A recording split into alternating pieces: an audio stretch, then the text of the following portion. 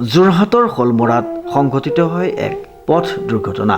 উল্লেখযোগ্য যে যোৰহাট জিলাৰ পুলিবৰ আৰক্ষী থানাৰ অন্তৰ্গত শলমৰাত আজি দুপৰীয়া এক পথ দুৰ্ঘটনা সংঘটিত হয়। এই দুৰ্ঘটনাত দুজন বাইক আৰোহী গুৰুতৰভাৱে আহত হয়।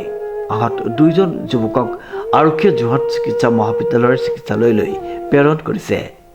জানিব পৰা মতে আহত যুৱক দুজনৰ AS03N2535 নম্বৰৰ মটৰ চাইকেলখনেৰে যোৰহাট নগৰলৈ যোৱাৰ সময়তে শলমৰাৰ বেজিজান দলঙৰ ওপৰত বিপৰীত দিশৰ পৰা অহা AS03T4407 নম্বৰৰ এখন চাৰিচকীয়া বাহনে প্ৰচণ্ড জোৰেৰে খুন্দা মাৰে।